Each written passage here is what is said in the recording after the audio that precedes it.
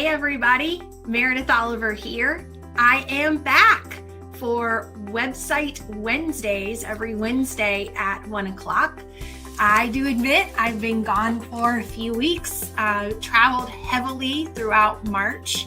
If you follow me on any of the social media, you saw I got to take some amazing trips and meet a lot of really cool people. I can cross Alaska off my bucket list. Shout out to AMA Alaska. I absolutely loved visiting their chapter and being with them. It was really cool. And I also got to go to Las Vegas and take my 10-year-old son for the first time for his first mommy-son business trip to Las Vegas. And I'm a little frightened at how much he liked it. So I am back and will be consistently for the next couple of months for sure. Today, we are going to talk about how to drive traffic to your website. And this is a question I get a lot. In fact, we got a request for information from a builder just today on our website asking how can we drive more traffic to this site? And I get it pretty frequently. I also just spoke on this topic at the National Auto Dealers conference in Las Vegas. So it's something I talk about a lot, and it's something that I don't think the lay person, the business owner, the salesperson, if you aren't in digital marketing, it's probably something that maybe you don't know or haven't had access to the information before. So here I am, happy to share. All right, so the analogy that I use for driving traffic to your website is one of a wagon wheel. So here we are talking about digital marketing and high tech, but yet I'm going to go really low tech, old school with my analogy. So if you'll picture a wagon wheel in your mind, you know that there's several parts to a typical wagon wheel. There's the hub of the wheel at the center. There are the spokes that connect the hub to the outside rim of the wagon wheel. Okay? So if you think about those three parts, hub, spokes, rim, then we can create our digital marketing analogy. So the way that I map out a digital marketing, it's also called a multi-channel marketing strategy, also sometimes referred as omni-channel, although that's something slightly different, but the two words multi and omni-channel get used sometimes in place of each other a lot. So the way that I map out a strategy for any company, I could do it on a napkin, I could do it on a flip chart, is with my wagon wheel analogy. So the first thing you have to decide when you're creating your digital marketing strategy is what online presence, what online address, site, page is going to be the hub of your wagon wheel. What are you going to use? Now, the most obvious answer, the best answer is your website. Your website should be the hub of the entire strategy. Now, sometimes business owners who are owners of small businesses or startups or solo entrepreneurs will ask me, hey, can my hub be a Facebook business page? Or can it be a Instagram profile? Or could it be a blog? And the technical answer to that is yes. I mean, your hub of your wagon wheel, in other words, where you're going to send all of your traffic, could be any digital property that you want it to be. But my question to you is, do you really want to build an entire strategy and send traffic to an online entity that ultimately isn't really yours or you don't own it?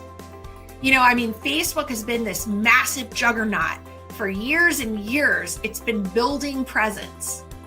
And for the first time since the inception of the platform, a couple months back, it actually saw a decline in users for the first time. Now, it's not a big decline. It's still a juggernaut. But at the end of the day, if something happens with Facebook, if it goes the way of MySpace, and I'm not predicting that, But let's just say in the digital space, anything is possible, given Facebook's recent controversy and difficulties. If it goes the way of MySpace and you've built an entire platform on a Facebook page that really you don't own because it was free. And remember, when something is free, you're not the customer. You may be a user, you may be a guest or but end user, but at the end of the day, you're not the client. You're not the customer. The advertisers are. So at the end of the day, you don't own that page. If it goes away, all of the money you've invested to build up that presence is out the window. So my strong suggestion is that the hub of your marketing wagon wheel should be your own website. And that is the safest bet. All right, so like the next part of our strategy here are the spokes on our wagon wheel. And the spokes on our wheel represent what I call traffic drivers. Those are the channels. That's where we got the term multi-channel marketing. Those are the channels that are going to drive traffic down the spokes into the hub of your strategy. So in drawing out your wagon wheel on a napkin or a piece of paper, I want you to label the spokes on your wheel with the names of the current channels that you are using to market your website and ultimately your business. Okay, so let's think about this. Most of our clients tend to be home builders. So if you're a home builder, you were probably using signage. So you can label one of the spokes on your wagon wheel signage. The next spoke on your wagon wheel, you could probably label realtors, realtor outreach, realtor promotions. Most of the markets we work in have at least a 50% realtor participation in new home sales. We work in markets that are 80%. So that's a big one. If you work in a market, build in a market where you don't do realtor participation, fine. Don't put that down, but it's pretty typical. So what are your other spokes on your wheel? I talk to home builders all the time that signage and realtors, that's what they've got. And folks, in 2018, that strategy isn't going to drive enough traffic for you, because where are the rest of your prospective, what I call fans, which you might call buyers or prospects or leads or guests? Where are they? Where do they hang out? Well, they hang out online, this we know. So for a proper marketing strategy that will yield results, at least 3 of the spokes on your wagon wheel driving traffic to your hub need to be digital marketing channels. And you have a lot of options to pick from these days. So Facebook could be a channel, depending on your audience. Google search could be a digital channel. LinkedIn, Instagram stories. There's option after option. In the home building world, a site like Zillow or New Home Source could be one of your spokes. So you get to decide based on your volume, your local market, your target audience, your budget. We could talk about those in a future session if you'd like. But all of those spokes on the wagon wheel, what you're looking for, the ultimate mix, is a blend of offline and online traffic drivers. So offline being that realtor participation or signage, radio, television, right? Those types of things. Direct mail if it works for you. And then a mixture of at least 3 online channels. Now, on a 10-spoke wagon wheel, I could literally make the case for 8 spokes of digital and 2 of offline. But I'm not going to do that blanketly because, again, this is completely case by case and completely customized, or should be, to your market, your audience, your budget, and your sales goals. Now, okay, so if you're just joining us, we're talking today, another episode of Website Wednesdays, and we're talking about how to drive traffic to your website. It's a question I get all the time. It's something that I present on at conferences, etc., all the time. And so I'm using the analogy of a wagon wheel.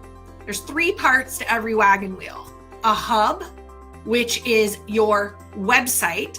The hub is the place or the foundation where you drive all of your online traffic. There are the spokes of the wheel. The spokes are your traffic drivers. They should be driving traffic into the hub. And then the third component that we're starting to talk about next is the rim and what role that plays.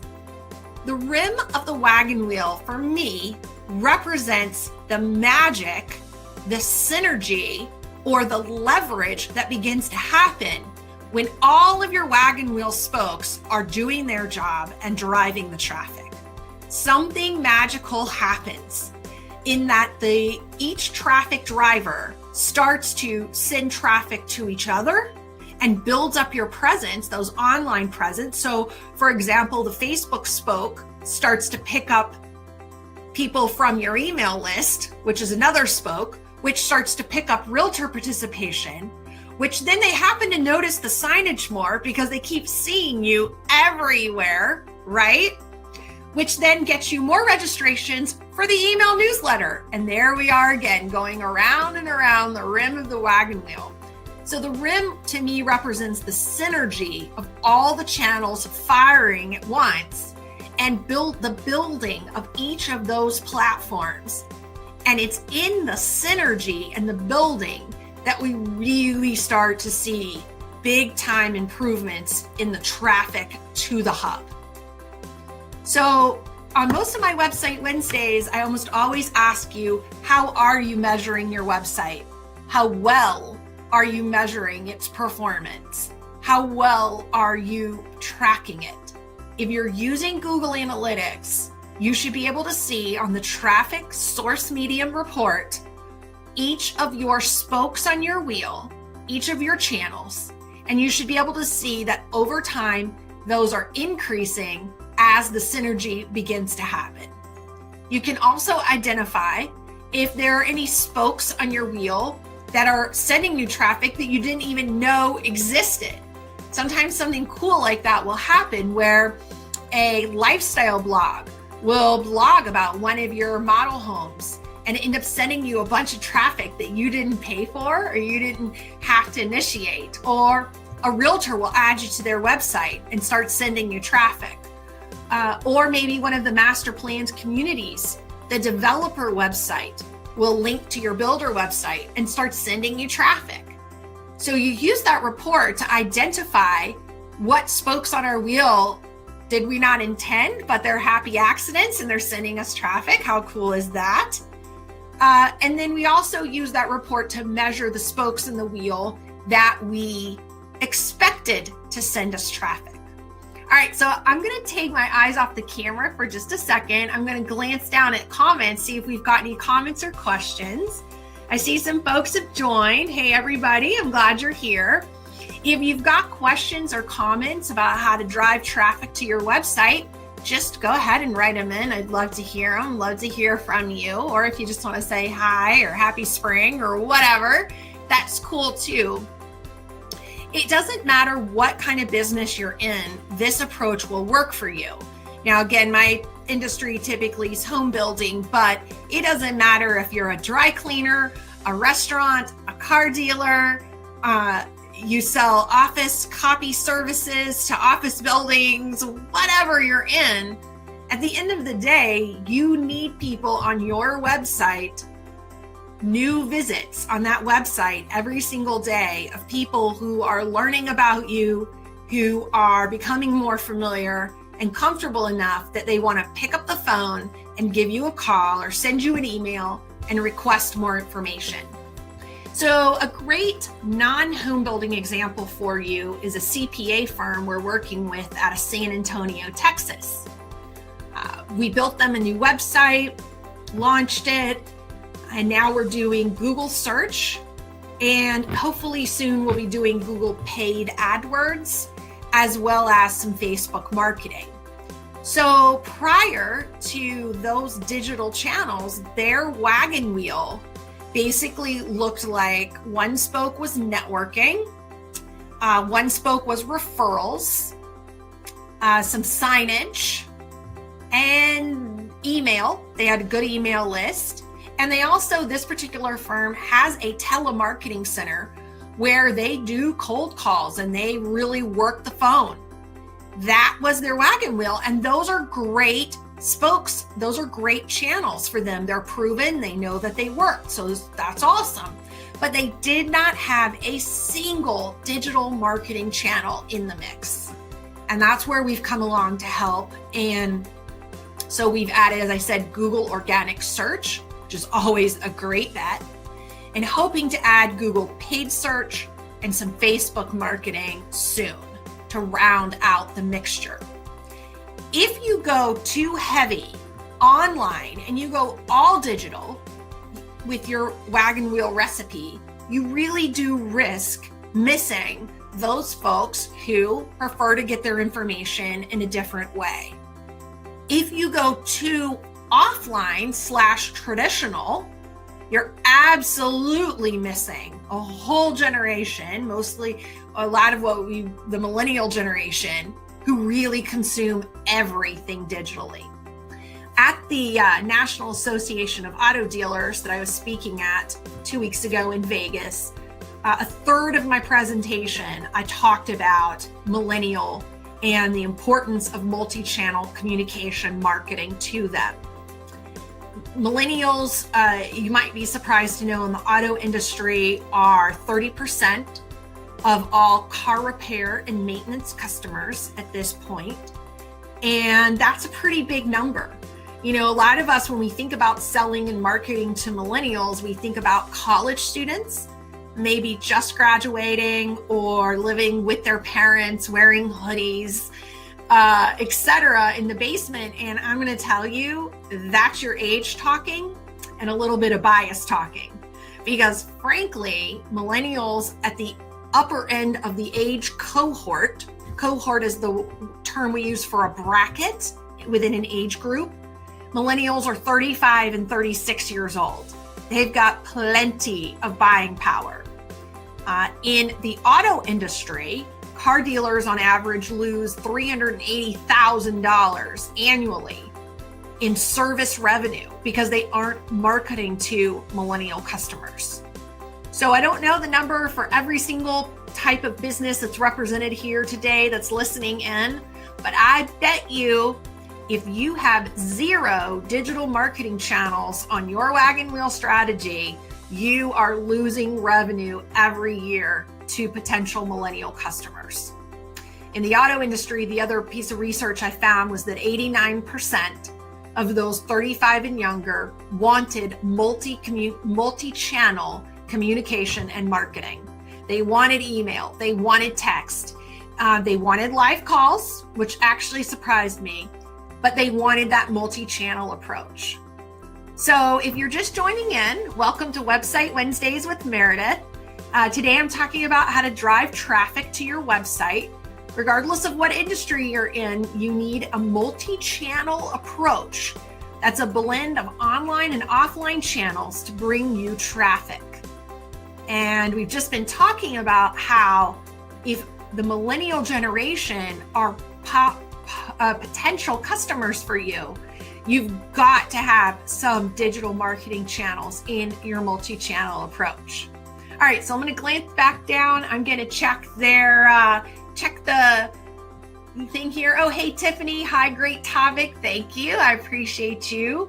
You're always so good about commenting and liking my stuff. I always appreciate you. Ramona writes in, hi there, just about to launch my new website. What actions do we take to drive traffic? We currently are on Facebook, Instagram, Snapchat, and word of mouth. Excellent. So Ramona, if we were to map out your wagon wheel, then we've got your website at the hub. We've got Facebook as a spoke, Instagram as a spoke, Snapchat as a spoke, and word of mouth. So my question to you is, with Instagram and Snapchat, those absolutely skew young.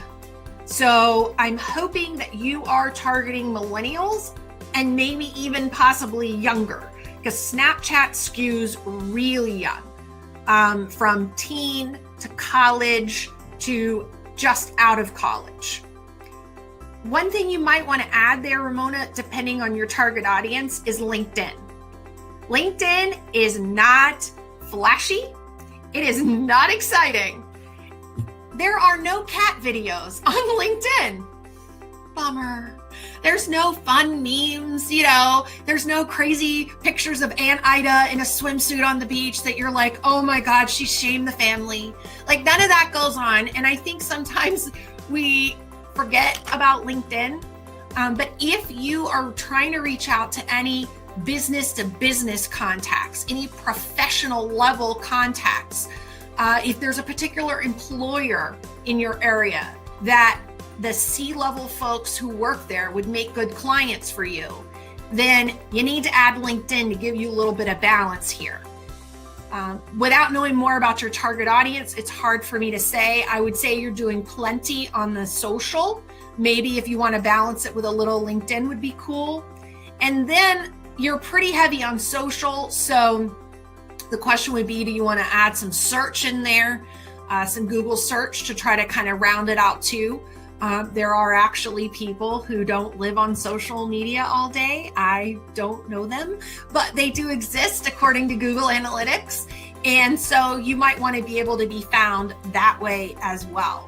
But with the channels you've got going, you're doing an awesome job.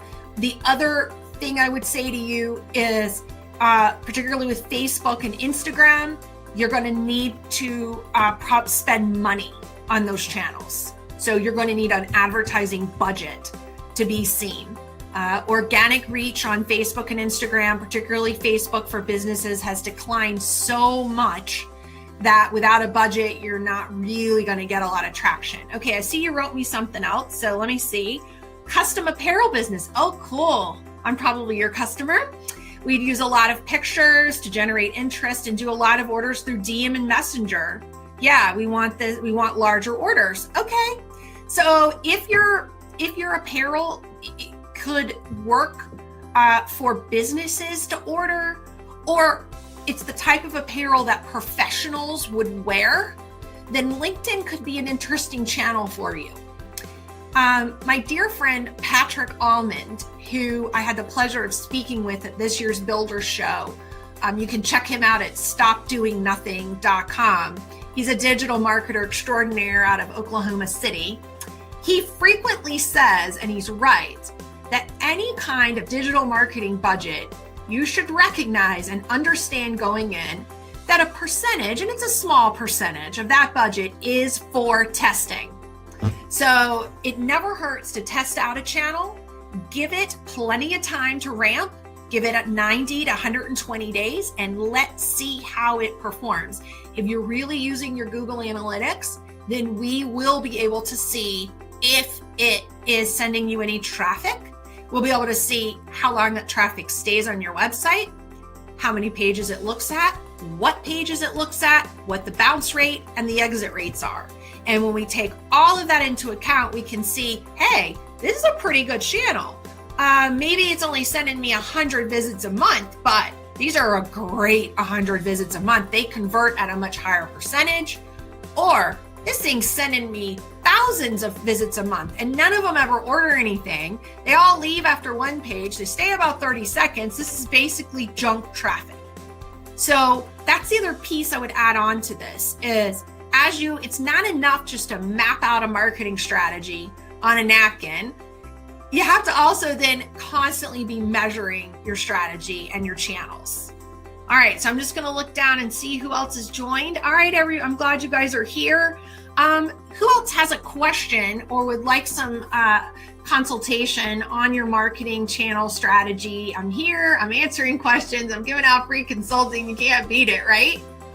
So it was very interesting being at the National Auto Dealers Conference 2 weeks ago. We were talking about this strategy. I was specifically focused on the service and parts part of a dealership. Had the opportunity last year, just exactly, I think a year ago today, to speak for Volkswagen on this subject, and I really learned a lot from that opportunity. And so in the service and parts area of any car dealership, they are very old school still and typically have a one channel approach to marketing, and that's direct mail. So we all know we all get postcards in the mail for oil change specials, vehicle maintenance packages, etc. So I was bringing to them this very concept of, let's map out your wagon wheel and see what kind of channels you've got. And what if, just what if you were to add 2 or 3 digital channels to that strategy? What could it do for you? And that was a pretty fun exercise. Yeah. Oh, you're welcome, Ramona. I think you're on the right track too. And maybe just take a look at LinkedIn, to round you out. But hey, if you can, here's the thing. You can ask 6 different digital marketing so-called experts and get 6 completely different opinions. It's really quite frustrating. Our business is a bit like the Wild West, and a lot of it isn't, it isn't homogenized yet. It isn't solidified in terms of what are the standards, what aren't the standards. So you ask 6 of us, you get 6 different opinions. My opinion is always the one that Google Analytics can prove.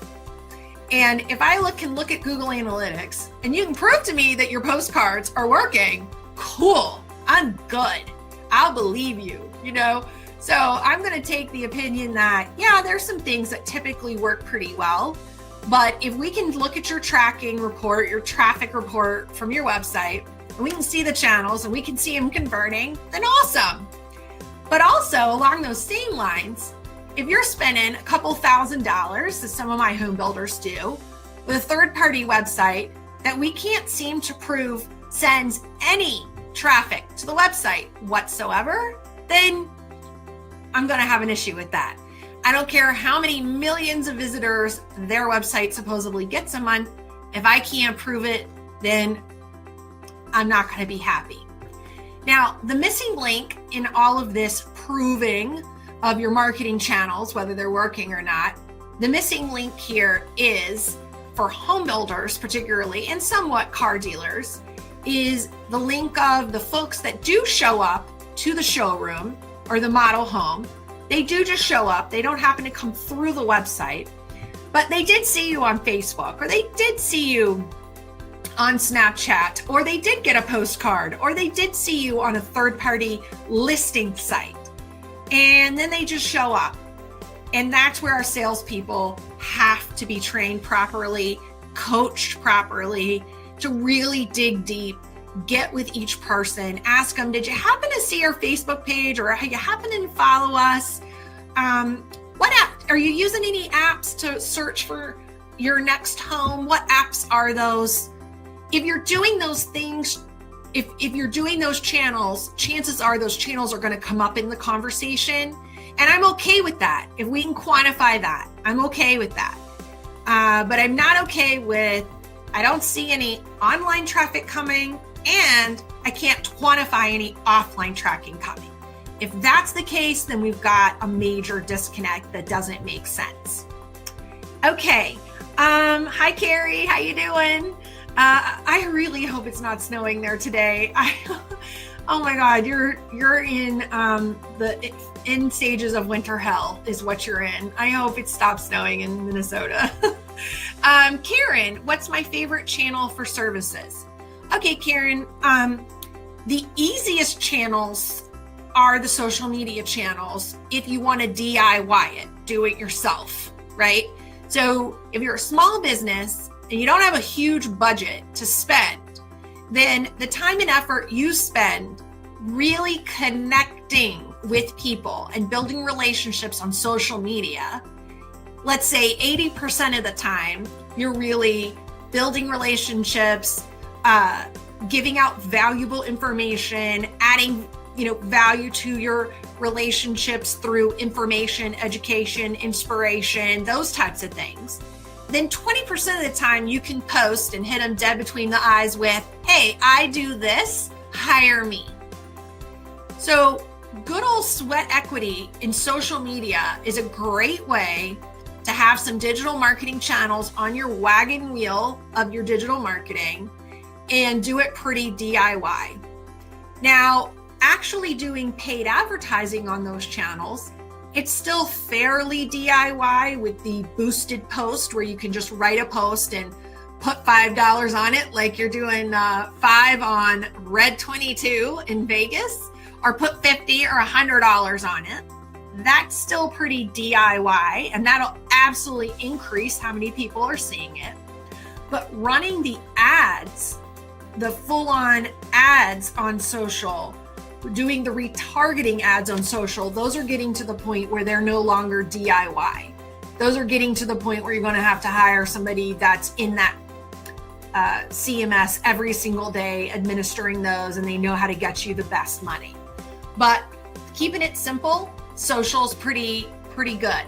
If you've got a decent budget to spend, I'd say $750 to $1,000 a month, then I would actually change the strategy and I'd go Google search as my number one. Google search is still the traffic juggernaut. It still beats Facebook, and it still has the most traffic to offer. Really, all the clients we're tracking, I'm tracking about 30 a month, where I'm in depth in their Google Analytics, seeing everything that's happening.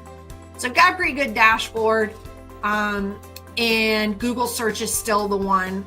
If there's money after that, then I'll add the Facebook, and then typically other channels under that. But again, it has to be customized and targeted to your site.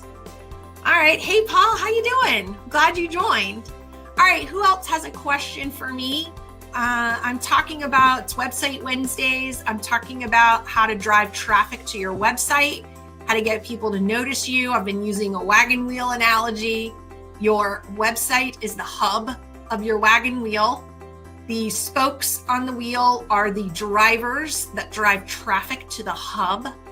And the rim of the wheel represents the synergy that happens when all of your traffic drivers start executing and firing.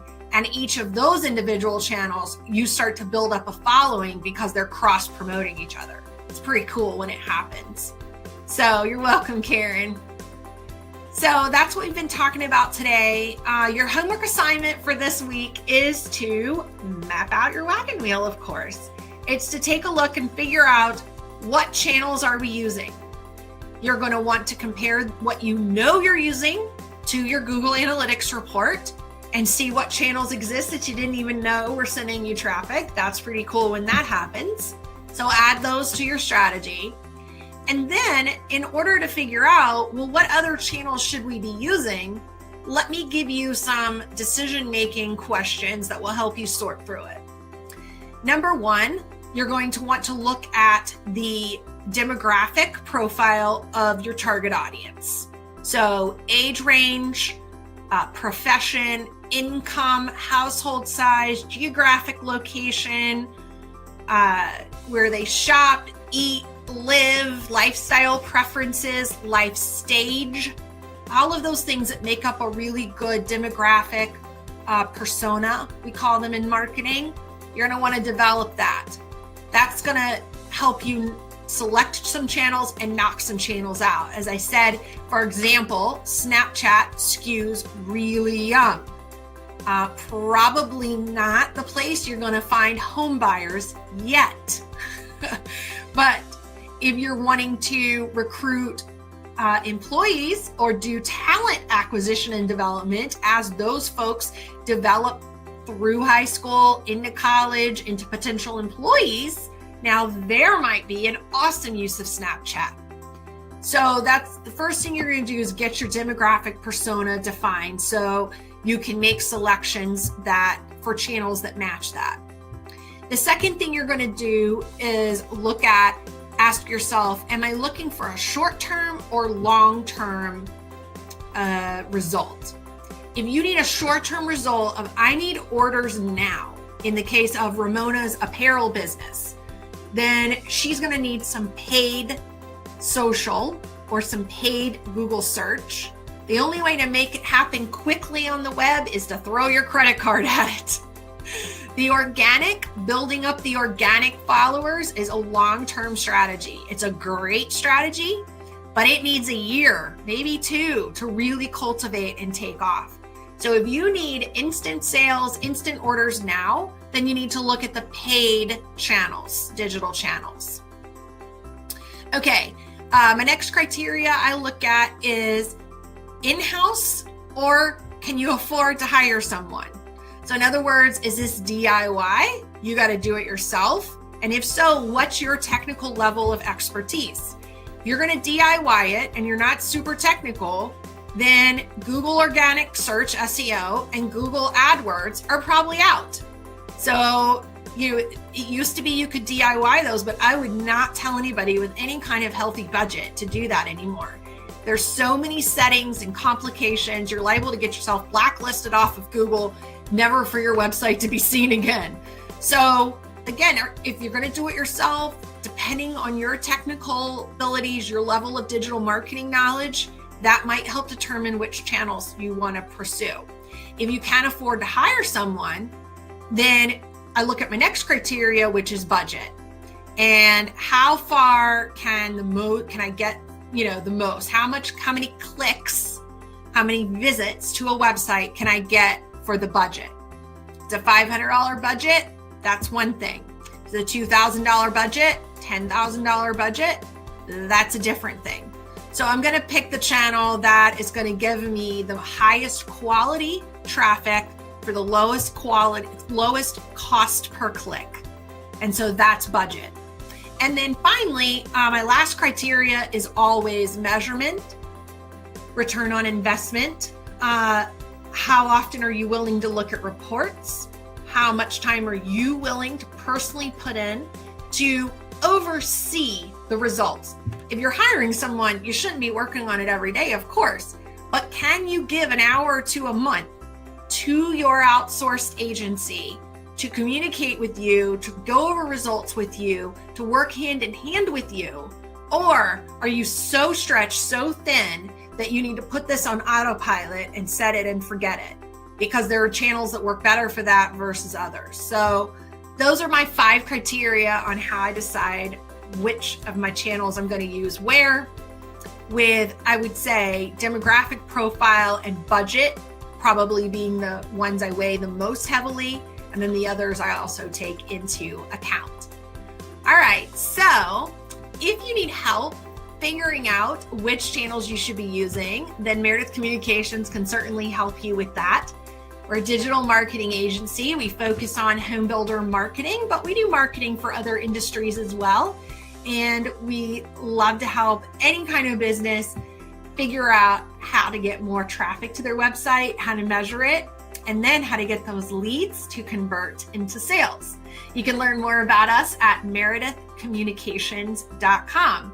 And if you need a fun, dynamic, interesting, no geek speak speaker for your next event or conference on digital marketing and digital channels, call me. Hello.